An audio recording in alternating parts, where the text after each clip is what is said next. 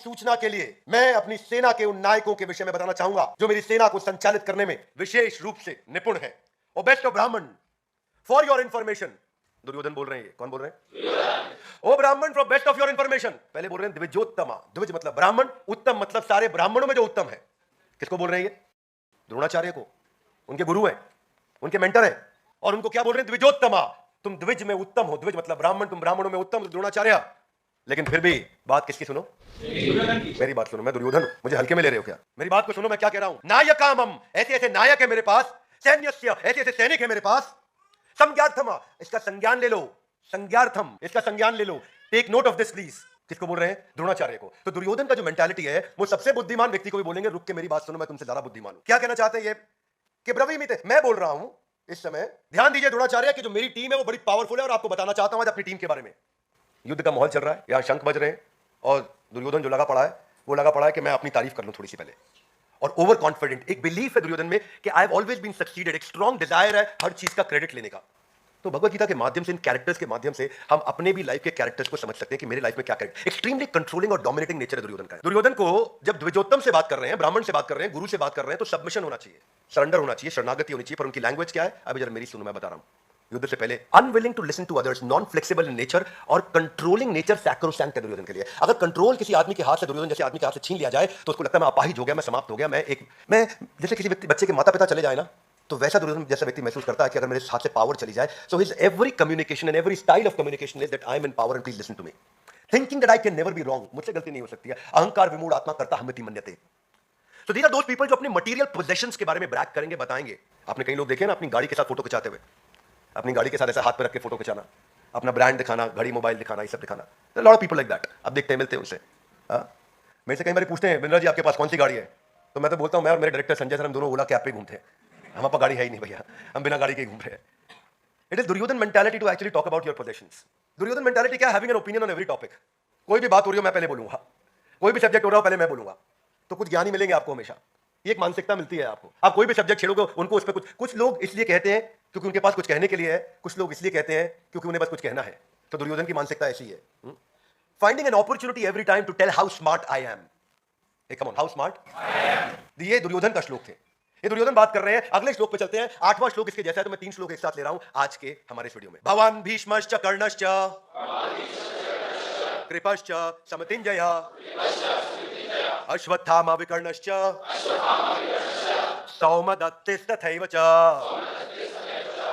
रुके नहीं दुर्योधन यहां, अब टीम का डिस्क्रिप्शन भी देने लगे कि आप भी है मेरे साथ द्रोणाचार्य। सबसे बड़ी बात है भीष्म पितामह मेरे साथ है, कर्णश्च कृपश्च, मेरे साथ कर्ण भी है, कृपाचार्य भी है। समतिंजय मतलब ये सब के सब जीतते रहे आज तक हमेशा। They have always been winning. Ashwatthama विकर्णश्च सौमदत्ति, मेरे क्या टीम है मेरी भाई। There are personalities like yourself, Bhishma Pitamah, Karna, Kripacharya, Ashwatthama, Vikarna, son of Somadatta, Bhurishrava, who is always victorious in battle. समतिंजय, ये हमेशा जीतते हैं भाई। ये कम ऑन, ये हमेशा जीते हैं। पहले ही बताने जा रहा हूं, दुर्योधन नाम है मेरा, मैं जीतने वाला हूं इस युद्ध को, क्योंकि हमारी टीम ऐसी, हम हमेशा जीतते हैं। That is the mentality. और बता किसको रहे हैं? गुरु को बताते हैं कि गुरु से पूछते हैं। ये मेंटालिटी का फर्क है दुर्योधन की। ये गुरु को गाइड करेंगे, ये गुरु को गाइड करेंगे, गुरु को डायरेक्शन देंगे। मेरे तुम गुरु होगे तो बात मेरी सुनोगे। तो टीम आपकी जीती है, हम मान गए। इसको बोलते हैं रीसेंसी बायस। क्या बोलते हैं? रिसेंटली आप जीते तो इसका मतलब फ्रीक्वेंटली आप जीतेंगे नहीं। इसका मतलब है सर्वाइवरशिप बायस। आप 2 बार 4 बार सर्वाइव कर गए, मतलब क्या आप हर बार सर्वाइव कर जाएंगे? नहीं। इसको बोलते हैं रीसेंट इवेंट ट्रैप। रीसेंट एक इवेंट हुआ जिसमें आप जीते, आप उस ट्रैप में फंस गए, आपको लगा मैं हर बार जीतूंगा। इसको बोलते हैं विनिंग टू मच ट्रैप। ये ट्रैप है। जब आदमी 4 बार 8 बार जीतने लगता है तो उसको लगता है मैं हमेशा जीतूंगा। और कितने ऐसे एग्जांपल्स हैं देश दुनिया में। पिछले चैप्टर में हमने आपको पहले अध्याय के पहले श्लोक में बताया था किसके बारे में? धृतराष्ट्र के बारे में बताया। क्या बोले धृतराष्ट्र के बारे में? क्या बताया वहां पे हमने? एनरॉन की कहानी सुनाई थी कि एनरॉन का एनरॉन हो गया। एनरॉन क्या था? एनरॉन $100 बिलियन की कंपनी 2001 अप्रैल के अंदर, और 2002 मार्च में 11वें महीने के अंदर 8 लाख करोड़ की कंपनी जीरो पे आ गई थी। अनडिफिटेबल एनरॉन खत्म हुआ था, जीरो पे आया था 8 लाख करोड़ से। तो कहावत बन गई कि तेरा एनरॉन हो गया। ये कहावत हो गई। आज कोई अगर बड़ा आदमी जब हारता है तो उसको बोलते हैं इसका एनरॉन हो गया। क्या हो गया? इसका एनरॉन हो गया। दुर्योधन को मालूम था कि एस्ट्रोलॉजर जाकर के मेरे पिता को बता के जा चुके कि तुम्हारी 100 के 100 पुत्र मारे जाएंगे। पर यहां प्रॉब्लम क्या है? पोलराइड। ये भी फिल्म कैमरा में आया था 1937 से 2001 तक। पोलराइड बहुत पावरफुल ऑर्गेनाइजेशन थी। ये इंस्टेंट फिल्म और कैमरा के अंदर दे वर लेजेंडरी ऑर्गेनाइजेशन, लेकिन वो एंटिसिपेट ही नहीं कर पाए इंपैक्ट डिजिटल कैमरा का क्या होने वाला है। और सक्सेस ट्रैप बोलते हैं इसको, परपेचुअल विनर बायस। परपेचुअल विनर थे ये पोलराइड। और ये नई टेरिटरी को एक्सप्लोर नहीं कर पाए, 2001 में बैंकरप्ट हो गए। क्यों बैंकक्रप्ट हो गए? विनिंग टू मच ट्रैप, जीत रहे थे बहुत। कोडैक और लंबा समय 1989 से 2011 कोडैक, मैंने केस स्टडी दिया था कोडैक पे, आप सबने देखा होगा। परपेचुअल विनर बायस, दुनिया की सबसे बड़ी film company, billions of dollars में थी 1980s में, अर्ली 80s के अंदर, design, production, marketing, photographic equipments में कोडैक कोडैक था भाई। कोडैक मतलब कैमरा, कैमरा मतलब कोडैक। लेकिन क्या हुआ, अपॉर्चुनिटी पकड़ नहीं पाई टाइमली डिजिटल की, हेजिटेशन थी उनको इस ट्रांजिशन में, और समस्या ये थी उनको लगा था कैनिबलाइज हो जाएगा, जो मेरी ताकत है वो खत्म हो जाएगी। मतलब क्या कि भाई मैंने इतना पैसा लगा दिया, इतना पैसा लगा दिया फिल्म कैमरा में, अब अगर मैं डिजिटल में घुस जाऊंगा तो ये पैसा बेकार हो जाएगा, जो मेरी रीसेंट इन्वेस्टमेंट थी सब खत्म हो जाएगी। इस घबराहट के मारे वो इधर आया नहीं और सोचा कि मैं आंख बंद कर लूंगा तो सबकी आंख बंद हो जाएगी। कबूतर ऐसा करता है ना, मैं आंख बंद करता तो उसको लगता खतरा चला गया, ऐसे कोडैक ने किया, आंख बंद किया, खतरा चला गया, कारपेट के नीचे syndrome, that we discussed about the last time. Imagine कैसे लोग गलती करते हैं बड़ी। परपेचुअल विनर बायस का एक और एग्जांपल है जेरोक्स। जेरोक्स अपने समय से बहुत आगे चल रहा था, बहुत आगे चल रहा था। पहला पीसी दुनिया का जेरोक्स लेकर के आया था, आपको अगर नहीं जानकारी हो तो, वे अहेड ऑफ टाइम। पर मैनेजमेंट को लगा डिजिटल एक्सपेंसिव होगा, हम जेरोक्स बना चुके हैं, फोटोकॉपियर चल रहा है, फोटोकॉपियर ही चलेगा, और वही मिस करते चले गए। मैनेजमेंट जेरोक्स ये समझ नहीं पाया कि मैं जेरोक्स को ना सेम टेक्नोलॉजी जो बना चुका था उससे कमाई हो रही थी, मोटे नोट आ रहे थे, they were making lot of money, I mean they were making lot of money, इसको बोलते हैं परपेचुअल विनर बायस। तो वो चाहते थे इसी टेक्नोलॉजी पे पैसा बनाता रहूं, इसी टेक्नोलॉजी पे पैसा बनाता रहूं, टेक्नोलॉजी पे बन रहा है, जब बन रहा है तो बनाते रहो। और जब बन रहा था, बना रहे थे, तो वर्ल्ड में फंसे थे और बाजू में नई टेक्नोलॉजी बिल्ड हो रही थी। दुर्योधन ऐसे ही समझ ही नहीं पाए कि क्या नए अलायंसेस के साथ पांडव लोग आए हैं, क्या नई तैयारी के साथ पांडव लोग आए हैं। Duryodhan was playing his favourite, I am playing my favourite card. Duryodhan अपनी सेल्फ ग्लोरिफिकेशन में बिजी थे, वो अपने इस एरोगेंस ने उनकी लाइफ को रियून कर दिया। दुर्योधन की एक डीप रूटेड गॉडली कॉम्प्लेक्स उसके अंदर आ चुका था, एक बिलीव था जो कि ड्रामेटिकली उसको महसूस कराता था, ओवर कॉन्फिडेंट फील कराता था, वो कांस्टेंट कंपैरिजन करता था बिना किसी कारण के आजू बाजू के लोगों के साथ कि मैं दुर्योधन हूं। अगला श्लोक, अन्य च बहवः शूरा मदर्थे त्यक्त्वा जीविता नाना शस्त्र प्रहरणा सर्वे युद्ध विशारदा। क्या कहते हैं?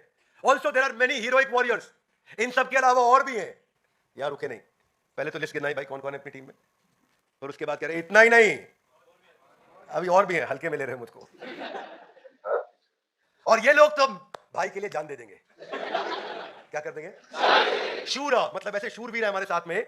मत अर्थे, आधा गिलाइए, मत अर्थे, मेरे अर्थ के लिए, यानी कि मेरे लिए, मेरे लिए मत अर्थे त्यक्त्वा जीविता, अपना जीवन त्यक्त्वा त्याग देंगे। ऐसी टीम है मेरी, त्यक्त्वा जीविता, अपना जीवन भी त्याग देंगे मेरे लिए। नाना शस्त्र प्रहारण, ऐसे ऐसे नाना प्रकार के शस्त्र लेके आए हैं। कितना विविड डिस्क्रिप्शन है अपनी तारीफ में। ये भगवद गीता की शुरुआत है। इमेजिन, इससे सीखने को मिलता है कि हमें क्या नहीं करना है जीवन में, क्या करना है। Are you with me? Yes no?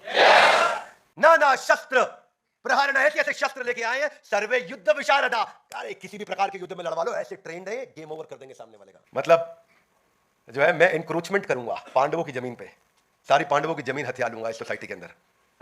This is the mentality. ये बोल रहे मेरी टीम को चेक करो, मेरे भाई के लिए जान देने को तैयार। दिस इज भाई के लिए जान देने को तैयार क्यों बोल रहा हूं मैं? ये इसलिए कि रिलेट कर सके आदमी कि क्या मेंटालिटी के साथ आज का यूथ जी रहा है, किस मेंटालिटी के साथ आज का यूथ अपनी जिंदगी को बिता रहा है। There are many heroic warriors who are prepared to lay down their life for my sake. They are skilled in the art of warfare and equipped with various kind of weapons.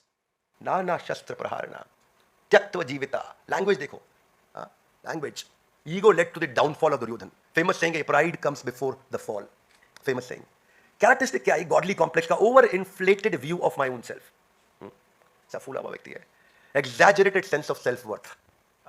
ये जो self glorification था उसका, उसके कारण ये कैसे लोग कैसे कॉन्वर्सेशन को शुरू करते हैं। ये हर कॉन्वर्सेशन को शुरू करते हैं, सामने वाला कुछ भी बोले ये नो से शुरू करते हैं, या अगर उसकी बात को हाँ भी बोले तो बट से शुरू करते हैं, लेकिन, क्योंकि उसको कुछ बताना है। नहीं ऐसा नहीं, मैं बताऊंगा, तुमने जो बोला ठीक है लेकिन ऐसा है। they will refuse to change, they will refuse to adapt, they will refuse to, ये वो एक्ट है, ये वो ऐसा बिहेव करेंगे कि सामने वाले उनसे डरे, रिस्पेक्ट नहीं करें, डरे। ये डर का माहौल बनाना चाहते हैं। हाँ, इनका जो लैक ऑफ एम्पैथी है और दूसरे के प्रति कंपैशन को मिस होना है, इसमें क्या करेंगे? कुछ भी अच्छा होगा तो क्रेडिट मेरा, कुछ भी गलती होगी तो ब्लेम तेरा। Are you with me?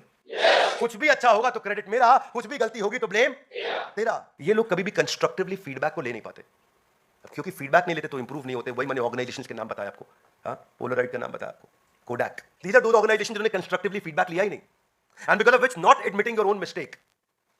और जब अपनी गलती को मानते नहीं, अपनी मिस्टेक को मानते नहीं, 88% ऑफ फॉर्च्यून 500 कंपनीज जो 1950s में आई थी वो खत्म होकर जा चुकी हैं। यानी कि 1950s में जो दुनिया की 500 सबसे बड़ी कंपनी थी, उनमें से 90% कंपनी आज है ही नहीं, और अगर है भी तो मिट्टी धूल चाट रही हैं। क्या मेरी बात समझ आ रही है? समय के साथ कैसे समाप्त, कैसे बदलते चले गए ऑर्गेनाइजेशन। ये एक किताब है ईगोनॉमिक्स। ईगोनॉमिक्स कहती है कि प्रॉफिट एंड लॉस अकाउंट के अंदर एक इनविजिबल लाइन होती है ईगो की, वो आपके लॉस को लगातार बढ़ाती है continuously.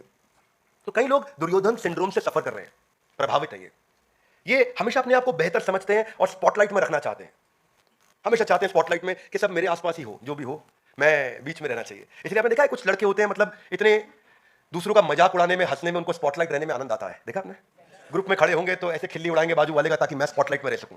Adding 2 cents to every conversation. कुछ भी कॉन्वर्सेशन हो रही हो उनको एक लाइन जरूर ऐड करनी है, उसकी वैल्यू है या नहीं है। हर कॉन्वर्सेशन को मुझे कंट्रोल करना है, हर कॉन्वर्सेशन में मुझे रहना है। मैं रेस्टलेस हो जाता हूं अगर मैं डोमिनेट नहीं करूं, मेरे पास पावर नहीं हो तो मैं रेस्टलेस हो जाऊंगा। ये जो टेंशन होती है ना कि मेरे से कोई आर्ग्यू नहीं कर सकता, nobody can argue with me. Do you feel disturbed when you are criticised और when you are giving feedback? जब आपको फीडबैक दिया जा रहा है अगर डिस्टर्बेंस हो रही है, दुर्योधन सिंड्रोम। तो ये दुर्योधन सिंड्रोम भगवद गीता कितना सुंदर सिखाती है, इतना अच्छा प्यारा ग्रंथ है ये, इतना प्यारा ग्रंथ है, मुझे इससे इतना प्रेम है। इसलिए मैं हमेशा हर साल कोशिश करता हूं 20, 30, 40, 50 हज़ार, 1 लाख भगवद गीता लेके फ्री गिफ्ट करता हूं लोगों को, ताकि वो पढ़ें, अपने जीवन को सुधारें।